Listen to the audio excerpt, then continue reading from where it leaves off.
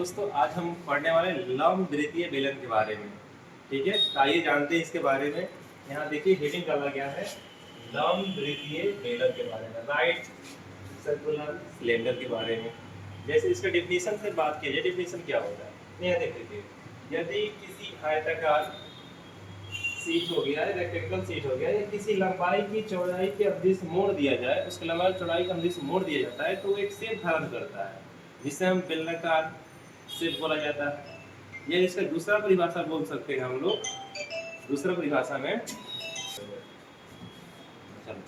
दूसरा परिभाषा बोल सकते हैं हम लोग। जैसे देखिए बोला गया है कि यदि किसी आयताकार एक भुजा की स्थिति रखकर, मान लीजिए कि एक आयताकार किसी चीज को ले रहे हैं, मान लीजिए एक शीट लिए हैं, एक पेपर के पन्ना है जो आयताकार है।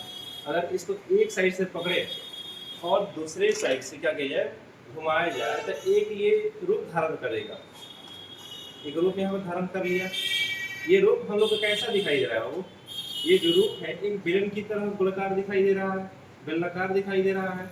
इसी को दूसरी भाषा में कह सकते हैं ये क्या है, एक बेलन है। तो देखिए इसी के अनुसार परिभाषा को दिया गया है कि यदि किसी आयत के एक भुजा को स्थिर रखकर, मतलब एक भुजा को शांत रखकर स्थिर रखकर अन्य भुजाओं को चारों ओर से 360 डिग्री राउंड किया जाए, ठीक है, तो जो उसे विपरीत घुमाने से बनेगी उसी को कहेंगे हम लोग बेलन। ठीक है, जैसे हम लोग देखते हैं जो हमारे घरों में गैस सिलेंडर आता है, जो पाइप लगे रहते हैं, वो सब क्या होते हैं, सब बेलनाकार होते हैं। या वाटर टैंक, जितना वाटर टैंक होता है सब क्या होते हैं, बेलनाकार होते हैं। ये सब कुछ एग्जांपल हुए इसके। और इसके बारे में और बात किया जाए तो some important formula radius to the right circular cylinder, मतलब इसके बारे में कुछ इसके जो फार्मूला होते हैं उसको जान लेते हैं। देखिए ये फार्मूला है, जैसे बेलन का आयतन, अगर बेलन का आयतन हुआ है, जो ये बेलन है, जिस तरह इसको सर्कुलर बनाकर बेलन बनाए थे बाबू, इस बेलन का आयतन क्या होगा? मान लीजिए जो ये बेलन बनाया है, इस बेलन का आयतन क्या होगा? तो बेलन का आयतन निकालने के लिए हम लोग यूज करते हैं पाई आर स्क्वायर एच। ठीक है, अब दूसरा हो गया बेलन का वक्र पृष्ठीय क्षेत्रफल, जिसे शॉर्ट फॉर्म में CSA बोलते हैं। इसका होता है वक्र पृष्ठीय क्षेत्रफल का होता है 2 पाई आर एच।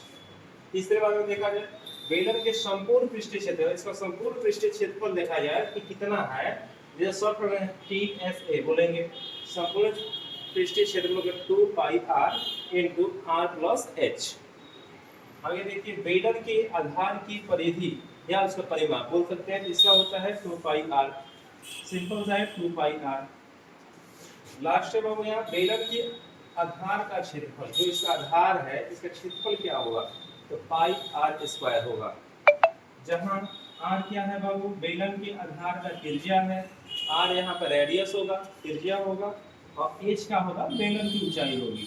और हम जानते हैं कि पाई का मान कितना होता है बाबू, तो 22/7 होता है। ठीक है, और डेसिमल में किया जाए इसको तो 3.14 इसका मान होता है डेसिमल में। ठीक है, तो ये रहा हम लोग का कुछ पृष्ठीय बेलन के क्षेत्रफल